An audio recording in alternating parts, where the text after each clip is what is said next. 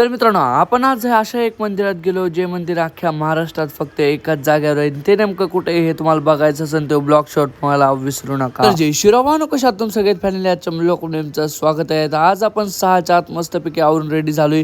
तर मित्रांनो, आपण आज पंढरपूरला चाललोय. पण आपण पंढरपूरला एका अशा मंदिरात चाललोय जे की अख्ख्या महाराष्ट्रात फक्त एकच मंदिर आहे. जर तुम्हाला पण ते मंदिर पाहायचं असेल तर ब्लॉग शॉट पर्यंत बघा. त्यानंतर आपण मस्तपैकी आवरून रेडी झालो आणि डायरेक्ट निघलो आता पंढरपूरच्या दिशेने. त्यानंतर आपण थोडंसं पुढे गेलो होतो. जाता आता मस्तपैकी सूर्यदेवाचं दर्शन झालं. सकाळी सकाळी सनराईज तर काही एक नंबरच होत होता. तर सूर्यदेवाला नमस्कार करून आपण पुढे गेलोच होतो मित्रांनो. तेवढ्यात लागले आपल्याला खतरनाक मध्ये भूक. त्यामुळे डायरेक्ट थांबलो आपण आता हॉटेलला नाश्ता करायला. चला पहिले नाश्ता करून घेऊ. त्यानंतर मित्रांनो मस्तपैकी हॉटेलमध्ये आलो. मस्तपैकी मिसळवर ताव मारला. मिसळ खाल्ली ना आता आपला नाश्ता झालाय. तर मस्तपैकी नाश्ता झाला आणि त्यानंतर डायरेक्ट निघलो आपण आता पुढच्या प्रवासाला. तर मित्रांनो 1.5 ते 2 तासाचा प्रवास करून फायनली आलो आपण आता नारायण चिंचोली या गावामध्ये. तर मित्रांनो जसं आपण या गावामध्ये एंटर झालो तिथं बघतो तर काही छत्रपती शिवाजी महाराजांचा एक पुतळा होता. त्यानंतर आपल्याला ज्या मंदिराला दर्शनाला यायचं होतं फायनली आपण आता त्या मंदिरात आलोय. तर चला तुम्हाला ते मंदिर दाखवतो. तर भावांनो, तुम्हाला या मंदिराची एक खासियत सांगतो. हे मंदिर इतकं जुनं आहे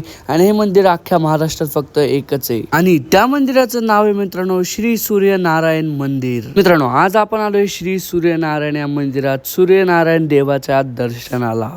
तर हे मंदिर एवढं जुनं आहे की तुम्ही याचं दगडी काम बघू शकता. हे जुन्या काळातलं सगळं काम केलेलं आहे. आता किती वर्ष झाली या मंदिराला हे काय आपल्याला नक्की माहित नाही, पण ज्यांना कोणाला माहिती असेल त्यांनी नक्की एकदा कॉमेंट्स करून सांगा. तर मित्रांनो हेच आहे ते सूर्यनारायण देवाचं मंदिर ज्या की आपण मंदिरात दर्शनाला आलतो.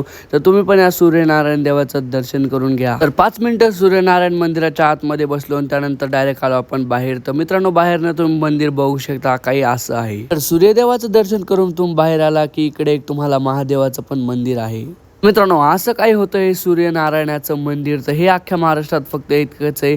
तर मित्रांनो आता हे ब्लॉग आपण इथेच एंड करू. तर आपण आता जाणार आहे पंढरपूरला. तर ते दाखवणार आहे मी तुम्हाला पार्ट 2 मध्ये. मित्रांनो चला आजच्या ब्लॉग साठी एवढं असतं. तुम्हाला आजचा ब्लॉग कसा वाटला नक्की कमेंट सांगा. ब्लॉग आवडला लाईक करा, पेजवर फॉलो करून घ्या आणि पार्ट 2 बघायला विसरू नका.